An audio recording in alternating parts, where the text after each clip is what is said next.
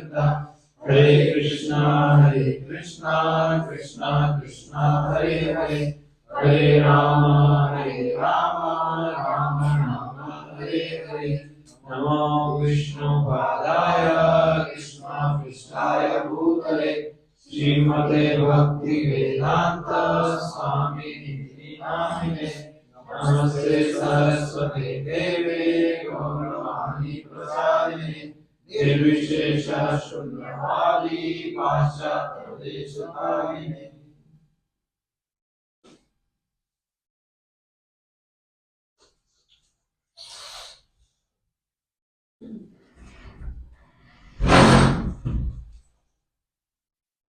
हरे कृष्ण।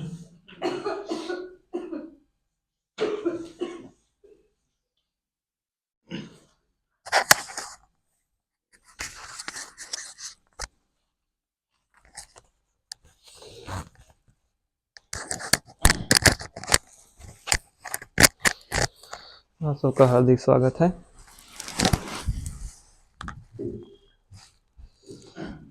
तो आज हम चर्चा कर रहे हैं फर्स्ट कैंटो चैप्टर नंबर 14 श्लोक नंबर 35 टू श्लोक नंबर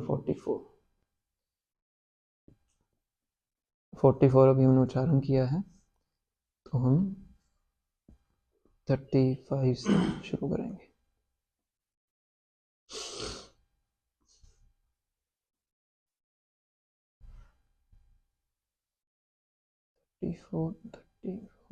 ठीक है। तो लास्ट क्लास में जो हमने चर्चा किया था कि अर्जुन वापस आते हैं युधिष्ठिर महाराज के पास, पर उनकी जो चेहरे का जो रंग था बिल्कुल उड़ा हुआ था, बहुत ही उदास लग रहे थे, निराश लग रहे थे। तो उनकी ऐसी अवस्था को देखकर युधिष्ठिर महाराज उनसे बहुत से प्रश्न करते हैं कि क्या कारण है उसका। तो बहुत से प्रश्न करते हैं जो लास्ट क्लास में चर्चा किया था कि वो उनसे पूछ रहे थे कि भगवान श्री कृष्ण के सानिध्य में जितने भी जो यदुवंशी हैं वो सब ठीक हैं कि नहीं, यदुवंशियों का हालचाल पूछ रहे थे। तो वही प्रसंग अभी आगे बढ़ रहा है, 35 श्लोक हम उसको पढ़ेंगे।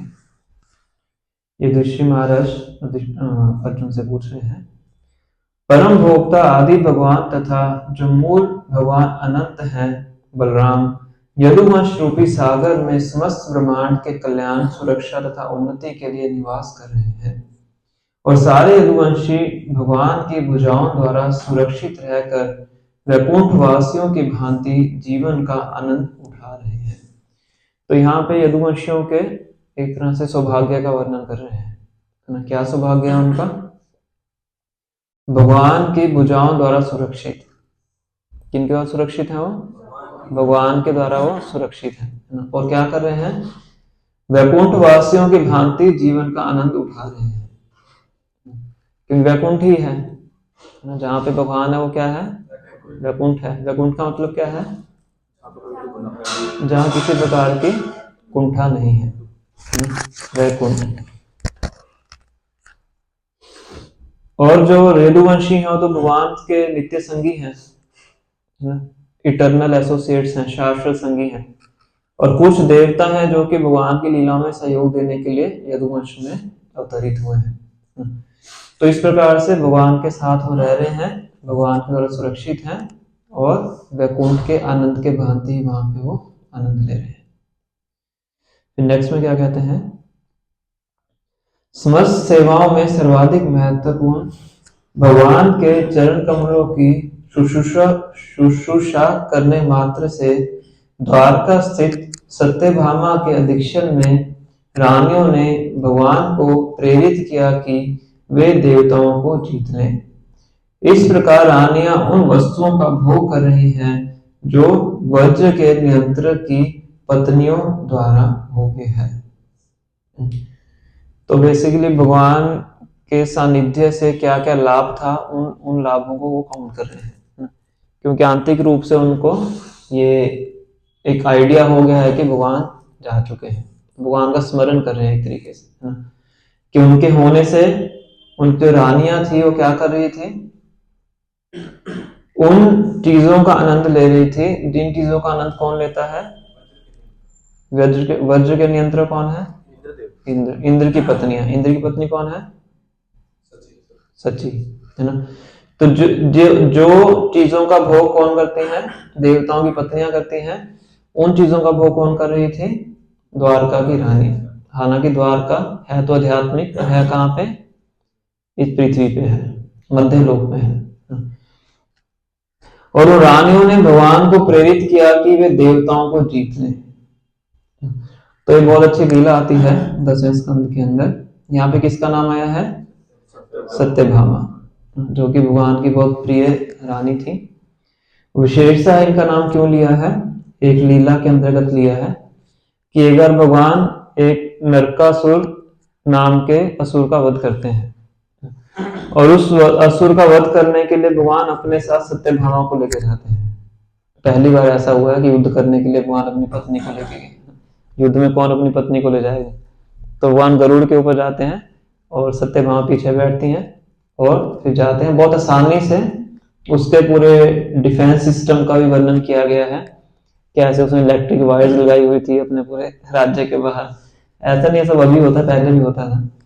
ट्रिपल प्रोटेक्शन की हुई थी। पहले पानी था, पानी के अंदर जहरीले जानवर थे, फिर इलेक्ट्रिक वायर्स की फेंसिंग थी, फिर उसके बाद जो पॉइजनस गैस थी उसकी फेंसिंग थी, उसके बाद जाके दीवारें थी। तो पूरा भगवान किस प्रकार से उस पूरे डिफेंस सिस्टम को तोड़ते हैं गरुड़ जी के साथ, उसका पूरा वर्णन आता है। तो फिर उस असुर के पास देवताओं की जो माता है, कौन है? अदिति। अदिति के कुंडल उस देवता ने अपने पास रखे होते हैं हड़प करके। असुर ने, सॉरी देवता बोल दिया मैंने, असुर ने। तो काइंड ऑफ डिसरिस्पेक्ट करने के लिए। और इंद्र का जो छाता था, जो इंद्र को छाता रहता है व्हाइट कलर का, वो भी उसने अपने पास रखा हुआ था। तो भगवान उसको लेके जाते हैं कहाँ पे? स्वर्ग में, तो वापस करने के लिए। अदिति के कुंडल वापस करते हैं, इंद्र का छाता वापस करते हैं। तो सभी बड़ा थैंक यू बोलते हैं, बड़ा प्रसन्न हो जाते हैं कि भगवान ने हमारी इज्जत बचा ली, सब कुछ कर लिया। और जब वापिस आ रहे होते हैं तो क्या होता है? सत्यभामा को एक पारिजात नाम का जो फूल है वो पसंद आ जाता है। और ये जो पारिजात का फूल था, ये भगवान ने पहले एक बार रुक्मिणी को भी दिया था ना। रुक्मिणी क्या है, क्या कहें, को वाइफ है। भगवान की बहुत सी रानियां थी ना, तो आपस में थोड़ा सा तो रहता ही है। तो सत्यभामा ने उस टाइम भगवान को बोला था कि आपने इनको दिया तो मुझे भी चाहिए। तो भगवान ने बोला था कि मैं तुम्हें ला के दूंगा। तो अभी क्या देख लिया उन्होंने? पूरा पेड़ देख लिया। तो कहते हैं मुझे पूरा पेड़ चाहिए ताकि मैं उसको अपने आंगन में, मेरी आंगन में रहेगा ना, मेरे मेरे महल की शोभा बढ़ाएगा। तो भगवान पूरा पेड़ उखाड़ लेते हैं। अब वो फूल किसको पसंद था? इंद्र की पत्नी को पसंद था। तो अब इंद्र को क्या करना पड़ा? अपनी पत्नी को संतुष्ट करने के लिए भगवान से उन्होंने युद्ध किया कि तुम ऐसे बिना अनुमति के यहाँ से पेड़ नहीं ले जा सकते। पहले धन्यवाद बोल रहे थे कि हमारी आपने इज्जत बचा ली, कुंडल वापस कर दिया, छतरी वापस कर दी, पर अब क्या कर रहे हैं? युद्ध कर रहे हैं। क्यों कर रहे हैं? ना, तो एक डिवोटी बता रहे थे कि अगर उनको तो पता था युद्ध हारेंगे, उनको भगवान से क्या जीते, पर उनकी पत्नी उनको डांटे नहीं बाद में कि तुमने मेरे मेरे मेरे लिए कुछ प्रयत्न नहीं किया, इसलिए वो इस प्रकार से करते हैं। ऐसा एक लेक्चर डिवोटी बता रहे। तो फिर इंद्र और भगवान का होता है जो भी मौक युद्ध बोल सकते हैं, ऐसा भी होता है। तो फिर भगवान इस प्रकार से, यहाँ पे जैसे लिखा हुआ है कि रानियों ने भगवान को प्रेरित किया कि वे देवताओं को जीत लें। तो फिर इंद्र से भगवान उस वृक्ष को लेके आते हैं और द्वारका के अंदर सत्यभामा के महल में उसको लगाते हैं। तो बहुत विशेष पुष्प है, उसका पूरा वर्णन किया जाता है कि रात को तो पूरा वृक्ष है किस प्रकार से सुगंध छोड़ता है। तो और भी बहुत चीजें हैं कि किस प्रकार जो भगवान की रानियां थी उन चीजों का भोग कर रही थी जो कि देवताओं की पत्नियों के द्वारा भोग्य था। बहुत बड़ा तात्पर्य है पूरी लीला, प्रभुपाद जी ने तात्पर्य बताई है जो मैंने आपको पैराफ्रेज करके बताया। नेक्स्ट हम क्या कह रहे हैं? बड़े बड़े यदुवंशी वीर भगवान श्री कृष्ण की बाहुओं द्वारा सुरक्षित रहकर सभी प्रकार से निर्भय बने रहते थे। अतएव उनके चरण उस सुधर्मा के सभा भवन में पड़ते रहते हैं जो सर्वश्रेष्ठ देवताओं के लिए हैं, किंतु जो उनसे छीन लिया गया था। तो क्योंकि यदुवंशियों को ये पूरा भरोसा था कि कौन हमारी रक्षा करने के लिए है, भगवान कृष्ण है, तो किसी को भी ललकार देते थे। ये भी एक कारण था कि भगवान ने यदुवंश का संहार किया अपने रहते हुए, क्योंकि मेरे जाने के बाद फिर धरती के ऊपर उपद्रव न फैले। एक तरीके से 11वें स्कंद में पूरा वर्णन आता है कि भगवान के जाने के बाद यदुवंशी हैं भगवान के विरह में इतने उत्पीड़ित हो जाएंगे कि पूरी पृथ्वी को अपने पांव के नीचे रोन देंगे। तो उनको पूरा पूरा भरोसा था कि हमारी रक्षा के लिए कौन है, भगवान है ना, तो हम कुछ भी कर सकते हैं। तो देवताओं के पास जाते थे, और देवताओं का जो बहुत बड़ा एक भव्य हॉल था, असेंबली हॉल, राजसभा का कक्ष बोल सकते हो, उसका नाम था सुधर्मा भवन, सुधर्मा हॉल। तो उसको उठा के ले आए थे, कहाँ पे, द्वारका, है ना। क्यों उठा के ले आए थे कि कृष्ण है, आपने लड़ाई कर लेंगे, वो सुरक्षा दे दें। यहाँ पे लिखा हुआ है जो सर्वश्रेष्ठ देवताओं के लिए है, किंतु जो उनसे छीन लिया गया था। तो इतना ज्यादा वो आनंद में थे, किस लिए, भगवान श्री कृष्ण के सुरक्षा के कारण। और देवता भी कुछ नहीं कहते थे कि भगवान के पुत्र हैं, भगवान के वंशज हैं। रानियां इतना आनंद ले रही थी, उनके जो यदुवंशी थे और उनके जो पुत्र थे वो सब क्या कर रहे थे, भगवान की सुरक्षा के कारण इतने आनंद में थे। तो क्या अभी वो आनंद में है, प्रश्न उनका यह है कि जो तुम्हारा ऐसा चेहरा है तुम इतने निराश हो, मतलब यदुवंश में अभी आनंद नहीं है। आनंद नहीं है मतलब भगवान कृष्ण चले गए हैं, इसीलिए उनका अभिप्राय ये है। मेरे भाई अर्जुन, मुझे बताओ कि तुम्हारा स्वास्थ्य ठीक तो है? ऐसा लगता है कि तुम्हारे शरीर की कांति खो गई है।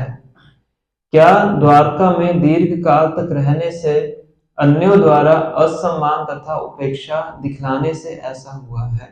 क्या प्रश्न पूछ रहे हैं कि बहुत लंबे समय से तुम द्वारका में रहे हो, तो क्या ज्यादा लंबे समय वहां पे रहने से तुम्हारा असम्मान हो गया है? होता ना, किसी जगह पे ज्यादा देर आप रह लो तो आपकी वैल्यू कम हो जाती है। Familiarity breeds contempt.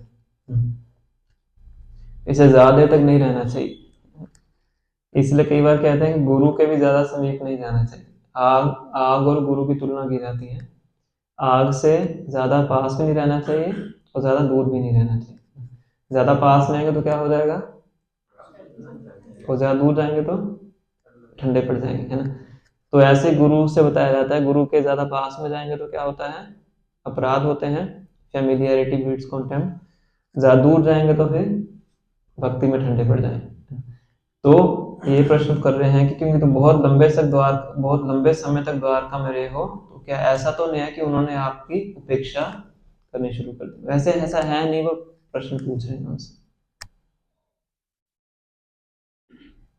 कहीं किसी ने तुम्हें अपमानजनक शब्द तो नहीं कहे, या तुम्हें धमकाया तो नहीं? क्या तुम याचक को दान नहीं दे सके, या किसी से अपना वचन नहीं निभा पाए? जितने भी चार चीजें हैं सब क्षत्रियों के कर्तव्य हैं। क्षत्रिय कभी भी अपना अपमान सहन नहीं कर सकता है, नहीं करना चाहिए। बताया जाता है कि उससे अच्छा उसको अपने प्राण त्याग देने चाहिए क्षत्रिय के लिए। कोई उसको धमकी दे तो उसको क्या करना चाहिए, उसका जवाब देना चाहिए। क्षत्रिय कभी पीठ दिखा के नहीं भाग सकता। युद्ध च अपलायन, भगवान अर्जुन को ही भगवत बताते हैं। और कोई भी क्षत्रिय के बाद दान मांगने आता है तो वो दान देने के लिए मना नहीं कर सकता, इसकी ड्यूटी है। जैसे कि अर्जुन, भीम और कृष्ण किनके पास दान मांगने जाते हैं, जरासंध के पास। तीनों क्या बन के जाते हैं, ब्राह्मण बन के जाते हैं। कौन कौन, अर्जुन, भीम और भगवान कृष्ण, तीनों ब्राह्मण के वस्त्र डाल के उनके पास, जरासंध के पास दान मांगने जाते हैं। कि जरासंध बहुत फेमस थे क्या करने के लिए, दान देने के लिए। हालांकि आसुरी भाव था उनका, इतनी बार वहां से हार चुके थे, पर क्षत्रिय थे, क्षत्रिय की ड्यूटी के अनुसार वो दान देने में बहुत ज्यादा फेमस थे। तो ये उद्धव जी इनको परामर्श देते हैं भगवान को कि बिना कत्लेआम किए कैसे जरासंध का वध किया जा सकता है। तो तीनों जाते हैं दान मांगने के लिए, और जरासंध को शक भी हो जाता है कि इनका शरीर तो ब्राह्मण जैसा लग नहीं रहा है, क्षत्रिय का शरीर तो हृष्ट-पुष्ट होता है, और यहाँ पे उनके निशान था, धनुष टांगने के जो निशान होते हैं। पर फिर भी जरासंध कहते हैं कि तुम ब्राह्मण हो, जो भी आपको चाहिए मुझसे मांगिए, मैं आपको दान दूंगा। बलि महाराज भी ऐसा ही बोलते हैं कि इनको, वामन देव। फिर भगवान कहते हैं कि हमें आपसे कुछ भी धन संपत्ति नहीं चाहिए, हमें क्या चाहिए, हम आपसे युद्ध करना चाहते हैं, युद्ध का दान चाहिए। किसका दान? युद्ध का दान। और युद्ध कैसा? 1 to 1, सेना के साथ नहीं। सेना के साथ करना हो तो हम क्षत्रिय बन के आते हैं, हमें 1 to 1 डुअल करना है। तो हम तीनों में से किसी को भी चूज कर लो, भगवान को पता था भीम को चूज करेंगे, तो भीम को चूज करते हैं हम। भीम के साथ जरासंध का 28 दिन तक युद्ध होता है, फिर जरासंध की मृत्यु होती है। तो ये पूछ रहे हैं प्रश्न ऋषि महाराज कि क्या ऐसा तो नहीं कि तुम किसी को दान देने में असमर्थ हो, या वचन, किसी को वचन दिया पूरा नहीं कर पाए। क्षत्रिय के लिए वचन बहुत बहुत ज्यादा वो मुख्य चीज होती है। दशरथ महाराज ने 2 वचन दिए थे जिसके लिए उनको बाद में पछताना पड़ा। कौन से 2 वचन थे? एक तो कैकेयी को दिया था, और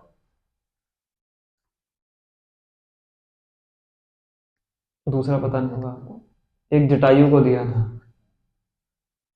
दशरथ महाराज को बताया था कि दशरथ नाम क्यों है, उनका जो रथ था 10 दिशाओं में जा सकता है, बहुत पराक्रमी थे। तो एक बार क्या होता है कि उनके राज्य में वो पड़ जाता है, सोका पड़ जाता है, ड्रॉट पड़ जाता है। तो ब्राह्मण कहते हैं कि इस शनि की दृष्टि है आपके राज्य के ऊपर, तो इसलिए ऐसा हुआ है। तो अपने रथ पे बैठते हैं, किसके ऊपर अटैक करने के लिए? शनि के ऊपर। तो शनि हमें जो तिरछी नजर होती है ना, वो डालते हैं। तो दशरथ महाराज का रथ पूरा पलट जाता है स्पेस में। वो जैसे नीचे आ रहे होते हैं रथ के साथ, तो नीचे जटायु अपना पंख फैला देते हैं, तो उनका रथ और दशरथ महाराज जटायु के पंख पे गिरते हैं तो बच जाते हैं, पंख पे गिरे। फिर दोबारा साहस जुटा के जाते हैं, तो फिर शनि के ऊपर इस प्रकार से वो उनसे युद्ध करते हैं, जो भी करते हैं एग्जैक्ट डिटेल रामायण में देखनी पड़ेगी। पर इसके बाद वो बहुत प्रसन्न हो जाते हैं किनके ऊपर? जटायु के। और जटायु को बोलते हैं कि मांगे मुझसे क्या मांगना है ना। क्षत्रिय थे, तो उस टाइम पे जटायु के कोई पुत्र नहीं थे, और दशरथ महाराज के कोई पुत्र नहीं थे, उस टाइम पे कोई पुत्र नहीं थे। तो जटायु कहते हैं कि आपका जो पुत्र है वो मेरा पुत्र बन जाए, आपका पुत्र जब होगा भविष्य में जो भी है, तो क्या हो जाए?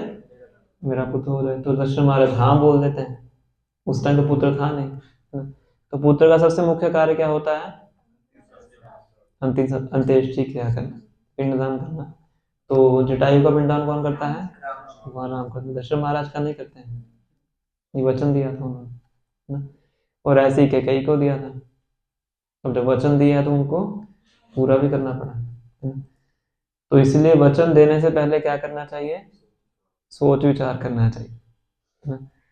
पर कलयुग में तो इसकी वैल्यू बहुत कम हो गई है ना। कुछ भी हम वचन दे देते हैं, बोल देते हैं, बोलते हुए पता होता है कि इसको बाद में मुकरना है। ऐसा नहीं कि बाद में, बोलते हुए भी उसको पता होता है कि पूरा नहीं कर पाएंगे, और फिर भी बोल देता है। तो बोलने में क्या रहता है? खासकर क्षत्रियों के लिए वचन बताया जाता है कि प्राण से भी ज्यादा जरूरी होता है ना। महाभारत में ऐसे बहुत से इंसिडेंट आते हैं वचन के लिए। आगे, तुम तो सदा से सुपात्र जीवों के यथा ब्राह्मणों, बालकों, गायों, स्त्रियों तथा रोगियों के रक्षक रहे हो। क्या तुम उनके शरण मांगे जाने पर उन्हें शरण नहीं दे सके? यह भी क्षत्रिय की ड्यूटी होती है। किन किन की रक्षा करना? ब्राह्मणों की, बालकों की, गायों की, स्त्रियों की तथा रोगियों की। क्योंकि ये जितने भी नाम यहाँ पे लिखे हैं, ये अपनी रक्षा स्वयं नहीं कर सकते, क्योंकि क्षत्रिय का कर्तव्य होता है इनकी रक्षा करना। नेक्स्ट, क्या तुमने दुष्चरित्र स्त्री से समागम किया है, अथवा सुपात्र स्त्री के साथ तुमने भद्र व्यवहार नहीं किया, अथवा तुम मार्ग में किसी ऐसे व्यक्ति के द्वारा पराजित किए गए हो जो तुमसे निकृष्ट है या तुम्हारे समकक्ष हो। तो क्षत्रिय के लिए बताया जाता है कि कभी भी वो हार के वापस नहीं आता है, या तो शरीर छोड़ता है या जीतता है। मतलब युद्ध करने गया है, अगर वापस आया तो मतलब जीत के आया है, अदरवाइज वापस नहीं आना। जैसे कौन थे, रुक्मिणी के भाई थे रुक्मी, उनको भगवान ने हरा दिया था। भगवान मारने वाले थे, फिर बलराम जी आके रोक देते हैं, तो भगवान उनके वो डिसरिस्पेक्ट कर देते हैं, बाल वगैरह काट के। इस तरह से पूरी लीला 10th कैंटो में आती है। तो रुक्मी वापस घर नहीं जाते, वहीं पे अपना नया शहर बना लेते हैं, कहते वापस नहीं जाऊंगा। ये क्षत्रियों का ऐसा होता है। तो ये प्रश्न से पूछ रहे हैं, क्या तुमने उन वृद्धों तथा बालकों की परवाह नहीं की जो तुम्हारे साथ भोजन करने के योग्य थे? क्या उन्हें छोड़कर तुमने अकेले भोजन किया है? क्या तुमने कोई अक्षम्य गलती की है जो निंदनीय मानी जाती है? बताया जाता है कि स्त्रियों, बालकों और वृद्धों, इनके भोजन ग्रहण करने से पहले खुद भोजन ग्रहण नहीं करना चाहिए। महाभारत में भी इसका वर्णन आता है। तो ये प्रश्न पूछ रहे हैं कि क्या तूने अकेले भोजन किया है? उनको भोजन किए ना। देखो, दिखने में छोटी छोटी बातें हैं, पर ये बहुत मुख्य बातें हैं। ये सब क्या है, गलतियां हैं जो वर्णन किया कि क्या ये गलती हो गई है, क्या ये गलती हो गई, इसलिए तुम इतने निराश हो। अभी लास्ट में क्या पूछ रहे हैं, सब कुछ पूछने के बाद लास्ट में पूछ रहे हैं जो पूछना नहीं चाहते थे। क्या है, अथवा कहीं ऐसा तो नहीं है कि तुम इसलिए रिक्त रिक्त मतलब शून्य अनुभव कर रहे हो क्योंकि तुमने अपने घनिष्ठ मित्र भगवान कृष्ण को खो दिया हो। हे मेरे भ्राता अर्जुन, तुम्हारे इतने हताश होने का मुझे कोई अन्य कारण नहीं दिखता। तो असली कारण यही है, और ये सबसे एंड में पूछा है उन्होंने। तो थोड़ा सा हम इस श्लोक के वर्ड मीनिंग्स को समझेंगे, फिर आगे चर्चा करेंगे। तो यहाँ पे वर्ड आया है प्रेष्ठतमेन आथ। प्रेष्ठतम, प्रेष्ठतम मतलब मोस्ट डियर। प्रेष्ठ मतलब डियर, प्रेष्ठतर मतलब मोर डियर, प्रेष्ठतम मतलब मोस्ट डियर, सबसे ज्यादा प्रिय। सबसे ज्यादा प्रिय कौन है? भगवान कृष्ण है। एक भक्त को सबसे ज्यादा प्रिय कौन होते हैं? भगवान कृष्ण होते हैं। हृदय आत्म बंधुना, सेकंड लाइन देखिए आप, हृदय आत्म बंधुना। भगवान क्या है अर्जुन के लिए? हृदय मतलब जो कि हृदय के बिल्कुल पास है, बहुत घनिष्ठ है। घनिष्ठ को इंग्लिश में बोलते हैं इंटीमेट। घनिष्ठ व्यक्ति वो होता है जिसके साथ आप अपने हृदय की हर चीज को शेयर कर सकते हैं, जिससे कुछ भी सीक्रेट नहीं होता है। कहते हैं ना कि ये तो पर्सनल है, ये मैं आपको नहीं बता सकता ना। तो मतलब लोग घनिष्ठ नहीं है। घनिष्ठ का मतलब क्या है? जिससे व्यक्ति अपनी हर बात शेयर करने में हिचकता नहीं है, बोलता है घनिष्ठ, इंटीमेट, हृदय के जो पास है। आत्म बंधुना, अपने मित्र कृष्ण से। कृष्ण क्या है अर्जुन के लिए? बहुत ही घनिष्ठ मित्र हैं। और प्रेष्ठतम, प्रेष्ठतम मतलब सबसे ज्यादा प्रिय है, मोस्ट डियर। शून्य अस्मि रहितम नित्यम, तो क्या तुम अपने इतने घनिष्ठ और इतने प्रिय मित्र भगवान कृष्ण को ना पाकर क्या अनुभव कर रहे हो? शून्य अनुभव कर रहे हो, है ना। जब कोई बहुत प्रिय वस्तु किसी व्यक्ति से छीन ली जाती है तो क्या लगता है उसको? पूरा जगत उसको शून्य लगता है। उस टाइम पे उसको ऐसा लगता है कि अगर मुझे करोड़ों की संपत्ति भी मिल जाए तो मेरा कष्ट दूर होने वाला नहीं है। उसको बोलते हैं शून्य। और उसको लगता है कि कुछ भी मेरा भला नहीं हो सकता है, पूरा संसार क्या हो गया है? खत्म हो गया है, शून्य हो गया। तब व्यक्ति अपना शरीर परित्याग करने के बारे में सोचता है कि अब कुछ बचा ही नहीं। उसको बोलते हैं शून्य अनुभव करना।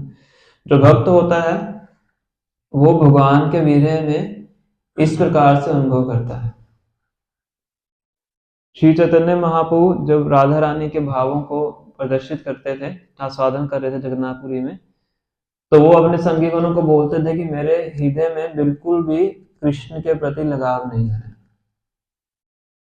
क्यों नहीं है? इसका प्रमाण क्या है? क्योंकि मैं अभी तक जीवित हूँ। ऐसा हो कि अगर मेरे हृदय में कृष्ण के प्रति प्रेम होता तो मैं कब का शरीर छोड़ चुका होता। तो मैं जीवित हूँ, ये इसका प्रमाण है कि मेरे हृदय में कोई भी कृष्ण के प्रति प्रेम नहीं है। राधा रानी का भाव है।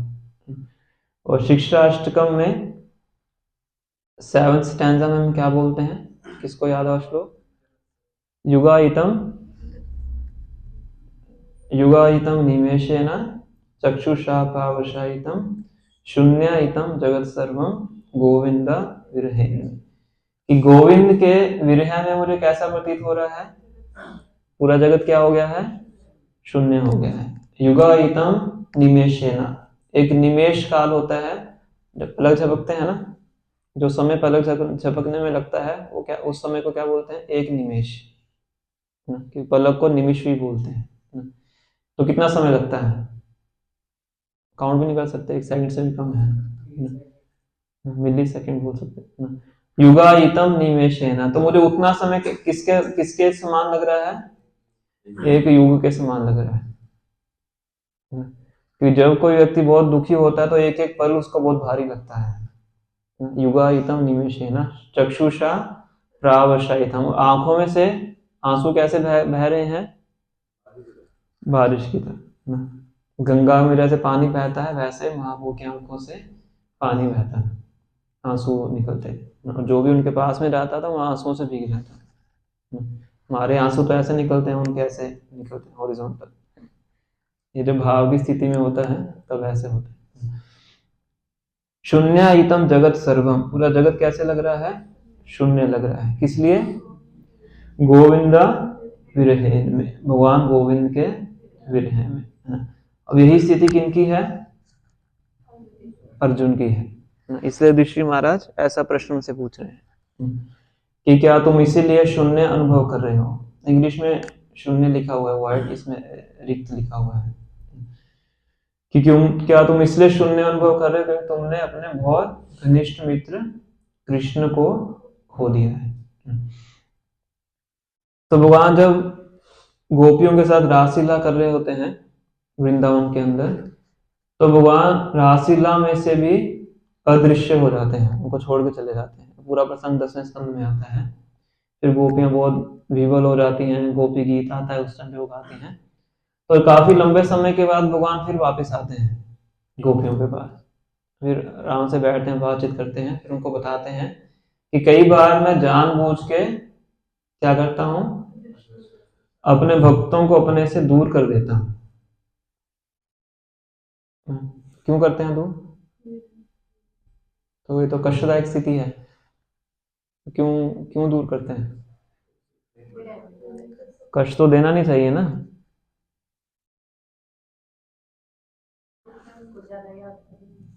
हाँ, उससे उनकी जो आत्मीयता है और ज्यादा बढ़ती है, प्रेम ज्यादा बढ़ता है, ज्यादा उनको और ईगर करने के लिए भगवान ऐसा करता है। उनका प्रेम करोड़ों गुना बढ़ जाता है। तो इसलिए जो विरह का भाव है और जो मिलन का भाव है, इन दोनों भावों में से जो विरह का भाव है उसको ज्यादा उत्कृष्ट बताया गया है। तो इसलिए भगवान कई बार ऐसा भी अपने भक्तों के साथ करते हैं, खास करके जो बहुत प्रिय हैं, ब्रजवासी हैं जैसे, उनके साथ भगवान कितने ब्रज में कितने टाइम रहे? लगभग 11 साल रहे। उसके बाद देखो कितना टाइम तो उनसे दूर ही रहे, उनके प्रेम की पराकाष्ठा को पूरे जगत को दिखाने के लिए। और अर्जुन के साथ भगवान की बहुत सी घनिष्ठ लीलाएं हैं, हम सब जानते हैं। और क्योंकि भगवान और अर्जुन के बीच में इतनी घनिष्ठता थी, आप देखिए कि युधिष्ठिर महाराज से ज्यादा विबल अभी अर्जुन लग रहे हैं। युधिष्ठिर महाराज ने तो क्या देखा? कुछ अपशगुन देखे, तो अपशगुन देख के उनको थोड़ी चिंता हुई। पर अब अर्जुन की हम कंडीशन देख रहे हैं तो कंपैरेटिवली ज़्यादा उनकी कंडीशन खराब लग रही है, क्योंकि उनकी घनिष्ठता ज़्यादा थी। घनिष्ठता क्यों ज़्यादा थी? क्योंकि ऋषि महाराज को तो सीनियर मानते थे। भगवान जब पांचों पांडवों से मिलने आते थे, ऋषि महाराज और भीम को प्रणाम करते थे। शायद हम भीम को ही प्रणाम करते थे जहाँ तो मुझे याद है, और अर्जुन को गले लगाते थे। और नकुल और सहदेव भगवान को प्रणाम करते थे। वो उनके जूनियर थे, छोटे थे। ऋषि महाराज बड़े थे, भीम भी बड़े थे, और अर्जुन उनके एक तरह से समकालीन बोल सकते हैं, मित्र के रूप, सखा के रूप में थे। तो अर्जुन की ज्यादा अर्जुन के साथ भगवान की ज्यादा क्या थे? घनिष्ठता थी। और युद्ध भूमि में भी हम देखते हैं भगवान अर्जुन के साथ में ही थे, पर्सनली प्रोटेक्ट कर रहे थे। और एक मित्र की भांति भगवान ने अर्जुन को बचाने के लिए भगवान क्या करते हैं? अपने वचन को भी तोड़ देते हैं। अभी हमने डिस्कस किया कि क्षत्रियों के लिए जो अपना वचन होता है कितना महत्वपूर्ण होता है। तो भगवान ने क्या वचन लिया था कुरुक्षेत्र युद्ध में? कि मैं पूरे युद्ध के अंदर अस्त्र शस्त्र नहीं उठाऊंगा, है ना। जब अर्जुन और दुर्योधन दोनों भगवान से मिलने जाते हैं द्वारका में कि हम दोनों को मदद चाहिए, तो भगवान कहते हैं कि एक तरफ मेरी पूरी नारायणी सेना है। नारायणी सेना मतलब चतुर्भुज सेना है जो आज तक कभी हारी नहीं है, और एक तरफ मैं खुद हूं, और मैं युद्ध में रहूंगा कैसे? बिल्कुल नियत था। तो बताओ तुम्हें क्या चाहिए? तो दुर्योधन बड़े उतावले हो रहे थे, पहले मैं और भगवान कहते हैं कि मैंने पहले अर्जुन को देखा है। अर्जुन भगवान के चरणों के पास बैठे थे, तो अर्जुन की टर्न पहले आएगी। तो दुर्योधन घबरा गए कि ये तो नारायणी सेना ले लेंगे, मैंने इस निहत्थे ग्वाले का क्या करना है। और अर्जुन क्या मांगते हैं? कि मुझे आप चाहिए अपने सारथी के रूप में। तो खुश हो जाते हैं दुर्योधन कि ठीक है, जो मैं चाहता मुझे मिल गया। तो भगवान ने पूरा वचन लिया था कि मैं युद्ध भूमि में अस्त्र शस्त्र नहीं उठाऊं। पर एक दिन युद्ध की घटना है कि युद्ध शुरू हुए हुए काफी दिन बीत जाते हैं। पांडवों की सेना में कोई भी मुख्य व्यक्ति किसी का वध नहीं हुआ था, और कौरवों की सेना से बहुत से बड़े बड़े योद्धा मर चुके थे, और रथी, महारथी, अतिरथी, बहुत से बड़े बड़े योद्धा की मृत्यु हो चुकी थी। तो दुर्योधन भीष्म देव के पास आते हैं और बोलते हैं कि आप अपने मन से युद्ध नहीं कर रहे हैं, क्योंकि आपका क्या है? पांडवों के प्रति बहुत प्रेम है, तो इसलिए आप मेरी तरफ से युद्ध तो कर रहे हैं पर हृदय से युद्ध नहीं कर रहे हैं। उनके थोड़े क्षत्रिय भाव को ठेस पहुंचाते हैं, तो छल कपट कर रहे हैं। तो भीष्म ने क्या करते हैं?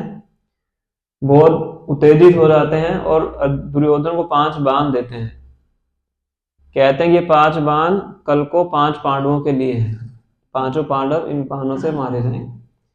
तो ये बाण तुम अपने पास रख लो, तुम्हें भरोसा नहीं है ना, तो अपने पास रखो बाण, तुम्हारे पास सेफ रहेंगे। कल मुझे सुबह युद्ध में देना, सुबह युद्ध में लूंगा।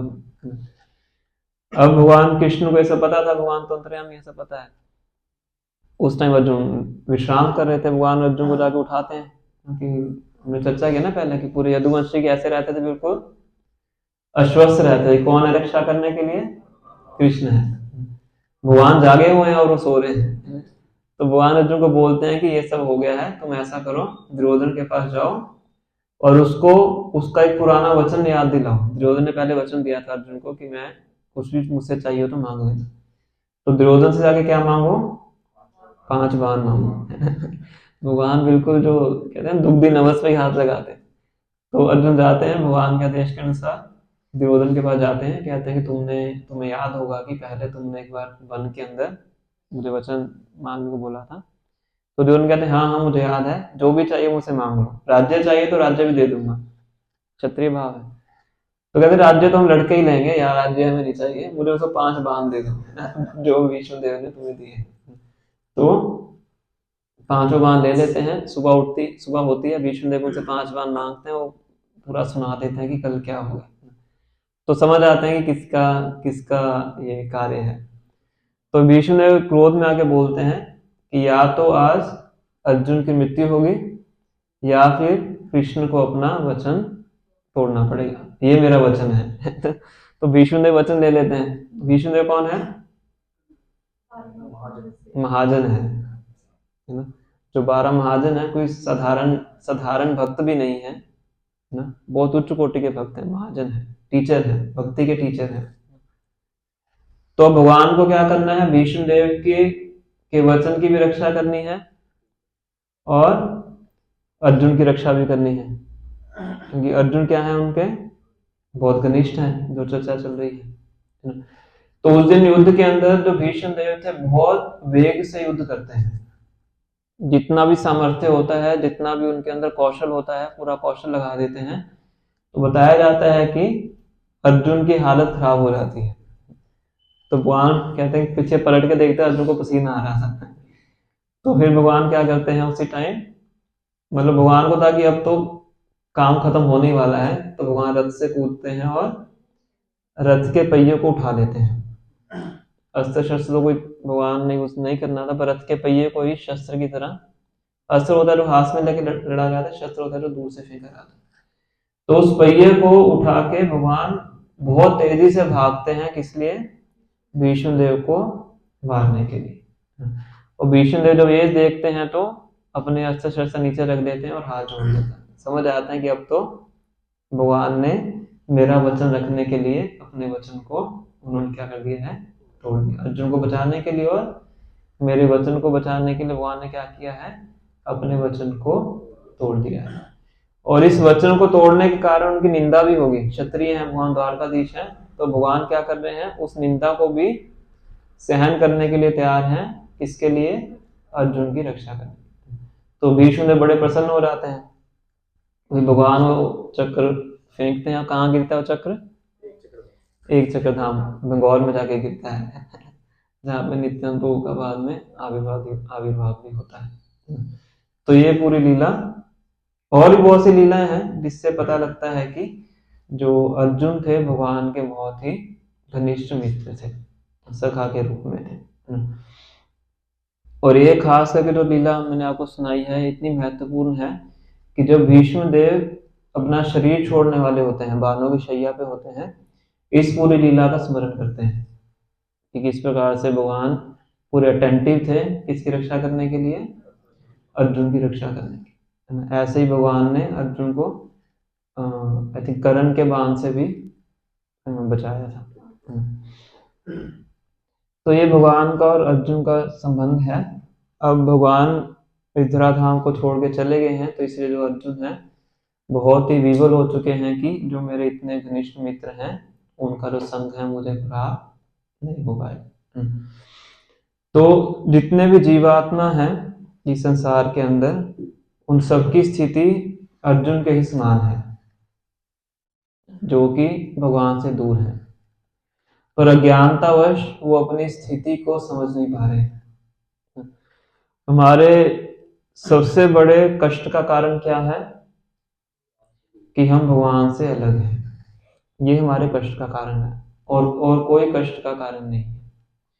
श्रील भक्ति सिद्धांत सरस्वती ठाकुर महाराज बताते थे कि अगर किसी चीज की इस संसार में कमी है तो चीज क्या है, कृष्ण भावनामृत है। इसके बिना और किसी चीज की कमी नहीं है ना, कोई अनाज की कमी नहीं है, किसी चीज की कमी नहीं है। कमी किस चीज की है, कृष्ण भावनामृत की कमी है। और इस कमी के कारण हर व्यक्ति दुखी है ना, उसको लगता ये है कि मेरे दुख का कारण ये है, मेरे दुख का कारण ये है कि मेरे पास धन नहीं है, मेरे दुख का कारण ये है कि मेरे परिवार वाले सहयोग नहीं देते, मेरे दुख का कारण ये है कि मैं पढ़ाई नहीं कर पा रहा हूँ, मुझे नौकरी नहीं मिल रही है। पर असली दुख का कारण क्या है कि हम भगवान से अलग हो चुके हैं। ये एक जीवात्मा के कष्ट का कारण है, क्योंकि केवल भगवान ही है जो कि उसके सबसे घनिष्ठ और सबसे प्रिय है। प्रिय आत्मेश्वर सुहृद, ये प्रहलाद महाराज बोलते हैं। भगवान क्या है हमारे लिए, प्रिय है और सुहृद है। सुहृद मतलब जो हृदय के पास रहता है। तो भगवान हमारे सबसे प्रिय हैं, सबसे सुहृद हैं, वही हमारा भला चाहते हैं, पर उन्हीं को छोड़ के हम यहाँ पे आ गए हैं और यहाँ पे आगे सुहृद ढूंढ रहे हैं। क्या कर रहे हैं, हर किसी की इच्छा होती है ना, कोई ऐसा दोस्त मुझे मिले जो मुझे समझ पाए, जो मेरी हर बात को माने, जो मुझसे प्रेम करे, कभी धोखा ना दे, है ना। ये सब एक्सपेक्टेशन वाली होती है, पर वो कभी पूरी होने वाली है नहीं। किसी के अंदर ये क्षमता नहीं है, वो पूरी कौन कर सकता है? भगवान कर सकता है, पर उनको छोड़ के हम यहाँ पे आ गए हैं और प्रसन्न होने का प्रयास कर रहे हैं। इसको क्या बोलते हैं? ये है भ्रम, माया। आवरणात्मिका शक्ति और प्रक्षेपात्मिका शक्ति। तो जब कोई जीव गुरु के माध्यम से भगवान के संपर्क में आता है, तब उसका सौभाग्य का उदय होता है। बोलते हैं श्रेया कैरव चंद्रिका वितरण, हरिनाम की महिमा में बताया जाता है कि जैसे चंद्रमा की किरणें पड़ने से क्या होता है, जो व्हाइट लोटस होता है वो खुल जाता है, ब्लूम करता है, खिल जाता है ना? इसी प्रकार से हमारा सौभाग्य बंद पड़ा हुआ है, बंद कमल के पुष्प के समान। तो जब उसके ऊपर हरि नाम रूपी किरणें पड़ती हैं तो क्या होता है? वो सौभाग्य खिल जाता है, उदय होता है ना? तो हमारा सौभाग्य तभी उदय हो सकता है जब हम अपने सबसे घनिष्ठ मित्र भगवान श्री कृष्ण के संपर्क में आएंगे, अदरवाइज नहीं। तो उनके संपर्क में आने का सबसे पहला तरीका क्या है? उनके नाम के माध्यम से उनके संपर्क में आना। तो अभी हम कुछ दिन पहले एक लेक्चर सुन रहे थे, तो उसमें भगवान राम की एक लीला का वर्णन कर रहे थे कि जब सीता माता को रावण उठा के ले जाता है तो भगवान राम बहुत ज्यादा क्या करते हैं? विलाप करते हैं।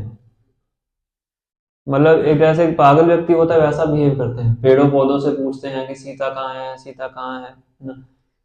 लक्ष्मण भी साथ में थे और जितने भी जानवर होते हैं उनसे पूछते हैं। पेड़ों से कौन पूछता है ना? आपका मोबाइल गुम हो रहा है, पेड़ों से थोड़ा पूछोगे जाके मेरा मोबाइल कहाँ है। पर भगवान इस प्रकार से विलाप कर रहे थे जैसे एक बहुत साधारण व्यक्ति हो। तो इसी प्रकार से जंगल में बैठ के वो एक पत्थर के ऊपर बैठ के बहुत जोर से विलाप कर रहे थे, और ऊपर से जो शिवजी थे वो बैठ के मुस्कुरा रहे थे। तो सती देवी पूछती हैं कि क्यों मुस्कुरा रहे हैं आप? तो बताते हैं भगवान राम का नाम लेके मुस्कुरा रहे थे। उनको पता है कि भगवान की लीला कैसे होती है। तो कहते हैं कि भगवान राम का अवतार है नीचे, इस तरह से उनको बताते हैं। तो सच्ची देवी जो सती माता होती है, तो वो उनके मन में डाउट आ जाता है कि ये भगवान थोड़ा हो सकते हैं। तो इतना पत्नी के चले जाने पे इतना विलाप कर रहे हैं जैसे कोई साधारण व्यक्ति अपनी अपनी पत्नी से आसक्त होता है, पत्नी के खो जाने पे विलाप करता है। तो उनको डाउट हो जाता है, तो भगवान की परीक्षा लेने जाती हैं शिव जी के मना करने के बावजूद। तो सीता माता का जो सती होती हैं, सीता माता का रूप लेके भगवान राम के आगे जाती हैं कि वो सोचते हैं कि जब देखेंगे कि सीता आ गई तो दौड़ते दौड़ते आएंगे, गले लगाएंगे, है ना? पता लग जाएगा कि साधारण व्यक्ति हैं, अपनी पत्नी के जाने पे विलाप कर। तो जैसे ही सती देवी जाती हैं जो सीता के रूप में है, तो भगवान राम क्या बोलते हैं? माता बोल के उनको प्रणाम करते हैं और कहते हैं कि आप अकेले ही जंगल में क्या कर रहे हैं? कि पत्नी को तो पति के बिना नहीं रहना चाहिए, शिव जी के बिना नहीं रहना चाहिए आप। तो सती देवी समझ आती है, फिर वहां से वापस चली जाती है। तो उसी टाइम शिव जी फिर बाद में उसी क्षण एक तरह से सती देवी का अ, त्याग कर देता। लीला फिर बाद में होती है दक्ष प्रजापति वाली। तो उस संदर्भ में वो भक्त बता रहे थे किस लीला से भगवान दो संदेश देना चाहते थे। पहला तो ये था कि जो व्यक्ति संसार में किसी अन्य व्यक्ति से आसक्त रहेगा तो उसको बहुत रोना पड़ता है। पहली शिक्षा तो है जैसे अगर कोई पति पत्नी से बहुत आसक्त है तो उसको क्या करना पड़ेगा? रोना पड़ेगा, और वाइस वर्सा, है ना? और दूसरी शिक्षा क्या दे रहे हैं कि अब सीता कहाँ पे है? रावण के पास है। तो सीता वहां पे क्या करें? वो भी विलाप कर रही है। तो सीता को कंपेयर करते हैं कि एक जीवात्मा से, जो जीव तत्वों को प्रतिनिधित्व करती है, भगवान की शक्ति है। तो सीता माता वहां पे विलाप कर रही है और भगवान राम यहाँ पे विलाप कर रहे हैं। और भगवान राम जो विलाप कर रहे हैं वो उनका जो विलाप है सीता माता के विलाप से भी ज्यादा है। तो उसमें बताते हैं कि जो जीवात्मा इस संसार में है, भगवान से अलग है, तो वो भी कष्ट भोगता है, और उससे ज्यादा दुख किसको होता है? भगवान को होता है। क्यों? क्योंकि जो जीवात्मा है यहाँ पे कष्ट भोग रहा है, तो उनके कष्टों को देख के भगवान को भी क्या होता है? कष्ट होता है कि भगवान क्या करते हैं? उस जीवात्मा से प्रेम करते हैं ना। यहाँ पे वर्ड आया ना, क्या वर्ड है? प्रेष्ठतम। प्रेष्ठतम मतलब मोस्ट डियर, मोस्ट डियर। तो भगवान को सब जीवात्माएं क्या है? मोस्ट डियर है। और जीवात्माओं को भगवान क्या है? मोस्ट डियर है, जो भक्त है। तो ये उनका आपसी संबंध है, पर वो संबंध टूट गया है इस भौतिक जगत में आने से, इसलिए भगवान को भी जीवात्माओं को देख के क्या होता है? कष्ट होता है। तो इसीलिए हमें ये पूर्ण प्रयास करना चाहिए कि जो हमारे सबसे घनिष्ठ मित्र हैं, सबसे प्रिय मित्र हैं, उनका सानिध्य हम दोबारा प्राप्त कर सकें। ये हमारे जीवन का लक्ष्य होना चाहिए ना। किसी और से हम घनिष्ठता और प्रियतम होने का हम एक्सपेक्टेशन ना करें, क्योंकि वो पूरी होने वाली नहीं है। फॉल्स एक्सपेक्टेशन से क्या मिलता है? दुख मिलता है ना। तो ये एक्सपेक्टेशन भगवान से कर सकते हैं। तो उस टूटे हुए संबंध को, टूटा तो नहीं है, उस भूले हुए संबंध को हमें क्या करना चाहिए? दोबारा स्थापित करने के लिए प्रयास करना चाहिए। और विधि क्या है स्थापित करने की? विधि है भक्ति की प्रक्रिया का पालन करना। भक्ति की शुरुआत कहाँ से होती है? गुरु के चरणों के आश्रय को स्वीकार करने से। और गुरु का सबसे पहला आदेश क्या है? भगवान के नामों का जप करना। हरे कृष्णा कृष्णा कृष्णा हरे हरे, हरे राम राम राम हरे हरे। तो इसके माध्यम से हम अपने सबसे घनिष्ठ मित्र भगवान श्री कृष्ण को हम पुनः उनका संग प्राप्त कर सकते हैं। ठीक है, तो ये कुछ इस विषय के बारे में विचार थे। किन्हीं भक्त का कोई प्रश्न है तो आप पूछ सकते हैं। तभी जैसे आपने कहा था दशरथ महाराज की रथ था, चार दिशाओं में जाता, 10 दिशाओं में। हाँ सॉरी 10 दिशाओं में, तो मुझे तो चार पता है, बाकी 6 और कौन सी? 4 होती हैं, 4 हम जानते हैं, नॉर्थ साउथ ईस्ट वेस्ट, एक ऊपर एक नीचे। कितनी हो गई? 6। और 4 बीच में, नॉर्थ ईस्ट साउथ वेस्ट, इस तरह से करके। हाँ, 6 और 4 10 हो गए। नाम कुछ और होंगे उनके, इनको नाम पता है 10 दिशाओं के, बाद में पूछ लीजिएगा। इस तरह से बताते हैं, है ना। 4 इधर, 2 एक ऊपर एक नीचे और एक बीच में, ऐसे 10 दिशाएं, ऐसा बोलते हैं। तो बस एक छोटा सा इसमें वो आया था कि बताया था कि गृहस्थ होते हैं, उन्हें लाइन पड़ेगी, उन्हें आपने बताया था वृद्ध बालकों और स्त्रियों से पहले भोजन नहीं करना चाहिए। बट यूजुअली हमने तो स्त्रियों के लिए सुना है कि स्त्रियों को जो घर की वो होती है उन्हें नहीं करना चाहिए, सबको कराने के बाद लास्ट में करना चाहिए। इसमें वैसे स्त्री वर्ड यूज नहीं आया है।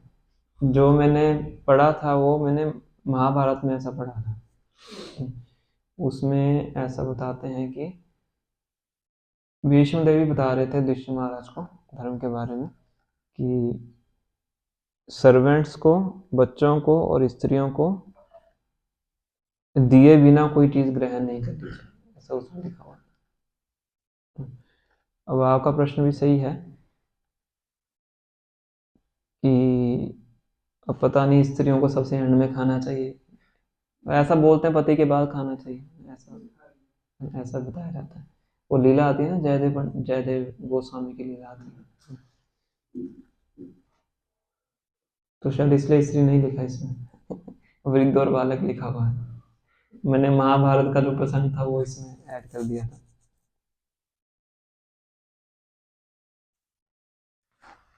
तात्पर्य प्रवादी लिखना, बूढ़ों ब्राह्मणों था अशक्तों।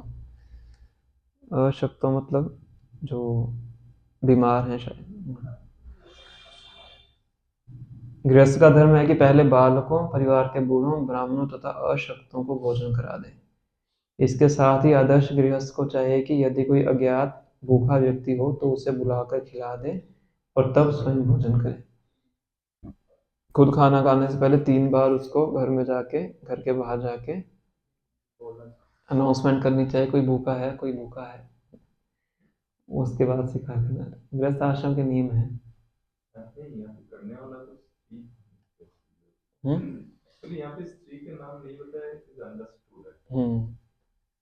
जो मैंने बताया था, मैंने मैंने नाम लिया था हिस्ट्री का ना, मैंने वो महाभारत के प्रसंग से लिया था, तो महाभारत का पढ़ा था।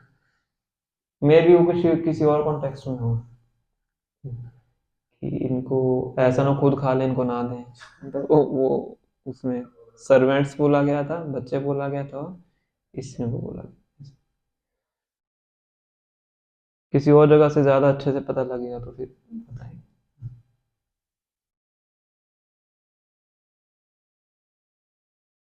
तो जी जैसे आपने बताया कि जीवात्मा अगर कुछ और करते हैं तो उनको दुख होता है। That means जीवात्मा की एक्टिविटी से उनको दुख तब होगा जब हम उनको फ्रेंड मानेंगे।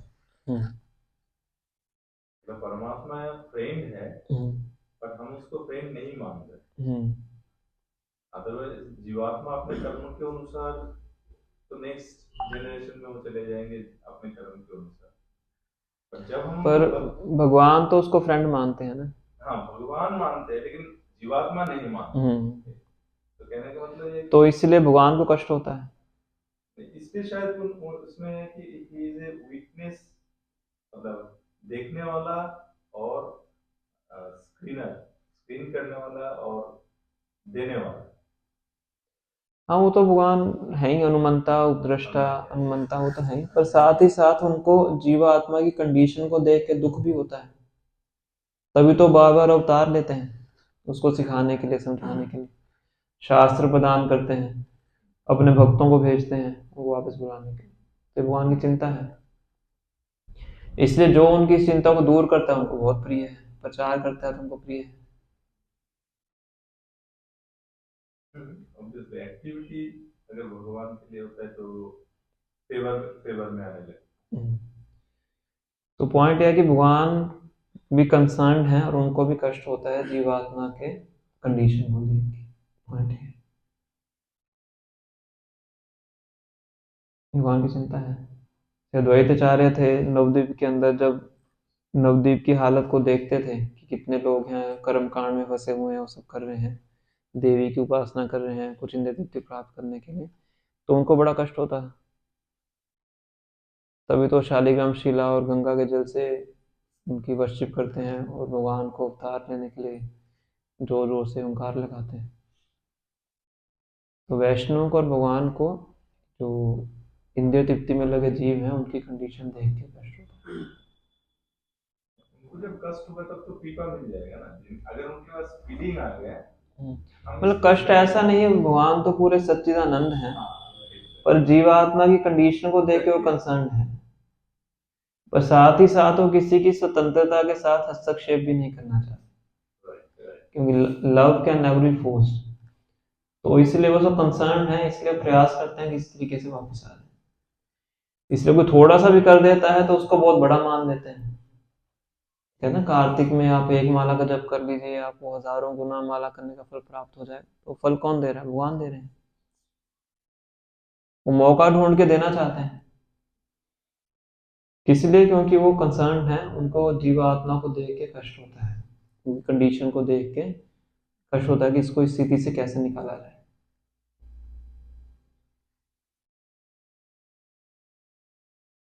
मान लीजिए हम सड़क से जाते हैं, किसी दरिद्र व्यक्ति को देखते हैं तो मन में एक बार तो कष्ट होता ही है, पर ऐसा नहीं पूरा दिन आप दुखी रहते हैं। प्रसाद लीजिए, है ना, कंसर्न तो होता ही है ना। तो उसी प्रकार से इसलिए भगवान प्रयास करते हैं।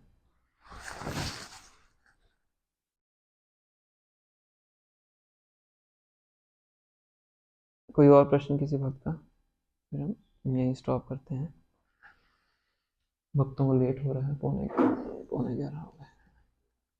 श्री श्री राधा अधिकरण भगवान की जय, श्री श्री कृष्ण बलराम की जय, जगन्नाथ बलदेव सुभद्रा महारानी की जय, श्री श्री गौर निताई की जय, जय गौर प्रेमानंद।